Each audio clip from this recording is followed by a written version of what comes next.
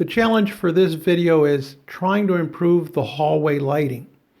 Two issues. One, the hallway doesn't get any real natural lighting, so it has to be augmented with two bulbs in globes, and they really don't throw enough light. It still looks dingy. We don't like the color temperature, and we also don't care for the look of the globe itself. It's 1968, so it's a bit dated.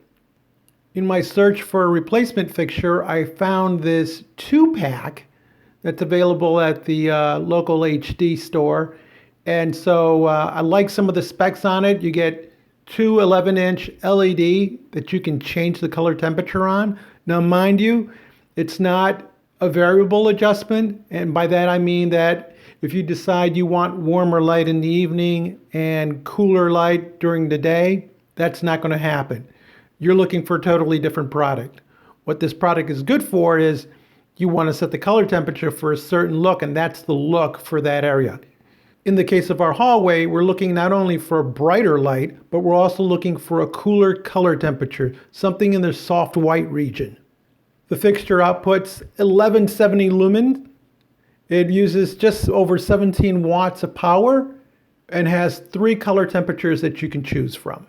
3000 Kelvin, which is going to be your warm light, 4000, which is more like sunlight in that it's going to feel white to you.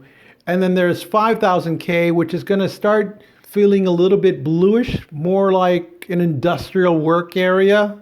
Most people are going to go with either 3000 Kelvin or 4000. For us, it's going to be 4000 because we're going to want that soft white light to enhance the display of the pictures in the hallway. According to the box, beam angle is 50% and vertical spread, horizontal spread are both rated at just under 115 degrees. This is the box as it comes from the store. It includes one manual in several different languages. You get mounting hardware, bracket, the LED fixture itself, and a trim ring or a fixture ring. And this is available in brushed nickel, chrome, oil rubbed bronze, and white. On the other side of the styrofoam is the second light. The only metal parts are the fixture ring and the bracket. The bracket is what's going to make this an easy installation because that bracket is going to hold the light fixture while we make our connections.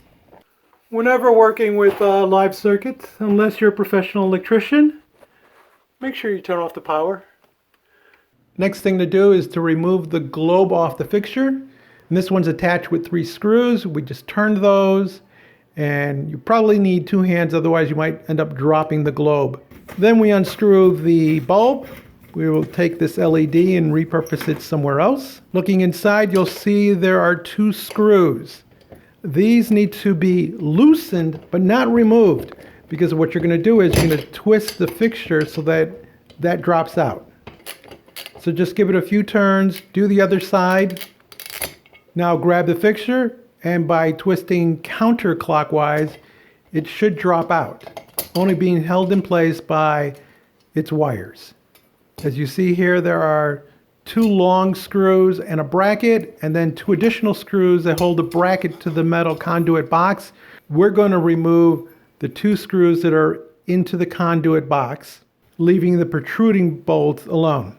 With the bracket out of the way, we're going to do a quick check, make sure there is no power coming into this box. Although we did open the circuit to this light fixture, we're going to double check with a probe or a voltmeter to make sure there are no other wires coming in here that could be carrying current.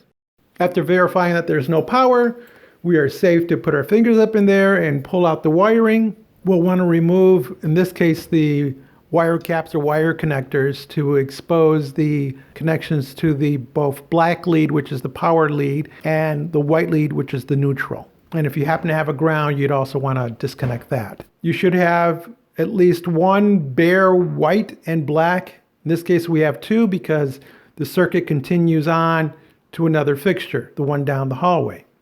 Now we go to our LED fixture, and we're going to remove the bracket by loosening the thumb screw and then just unhooking the bracket from the fixture.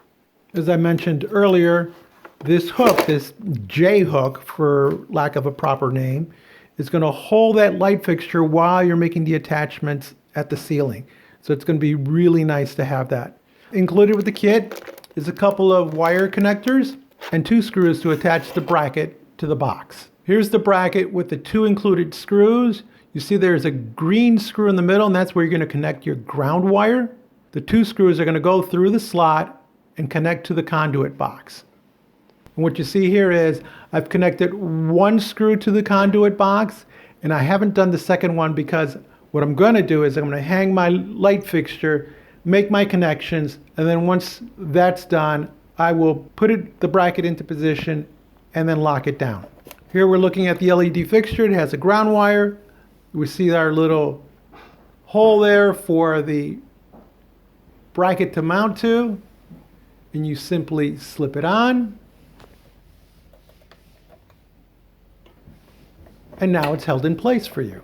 This is one of the things that makes this light so easy to install. So now all we have to do is make the appropriate connections. Black to black, white to white, and then that ground wire is going to go to the green screw. Here we see the black connection has been made, and it doesn't matter if you do white first or black. Then we make our white connection, and finally we're going to do our ground.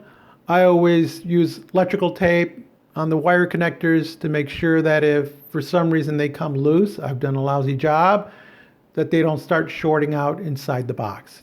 Here's what it looks like when we're finished connecting the white, the black, and the ground. Now what we're going to do is we're going to take the white, black, and the ground and shove it back into that conduit box.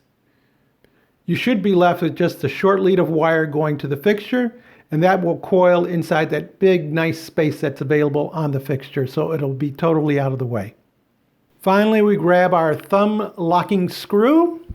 We're going to attach that to this hole here on the bracket, lift up the light fixture, align it into position, and then just screw in the locking thumb screw.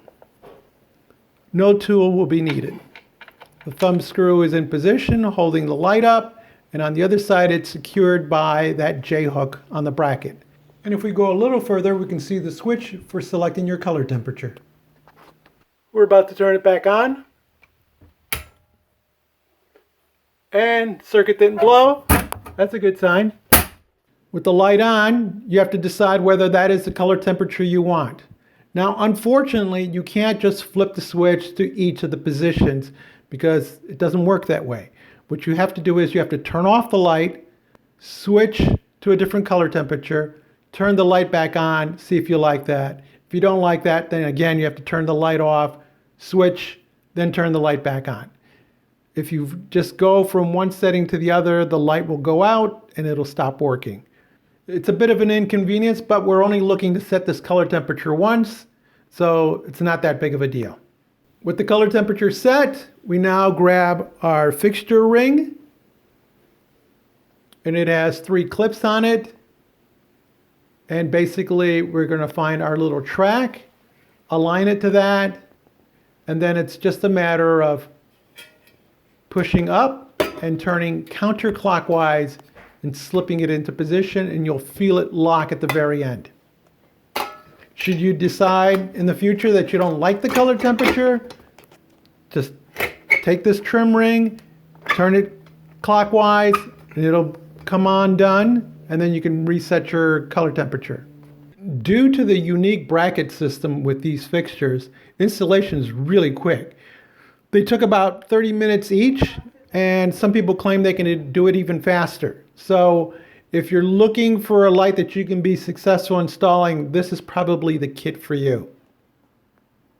If you found this video interesting, educational, give us a thumbs up, leave us a comment, please subscribe, and as always, thank you very much for watching.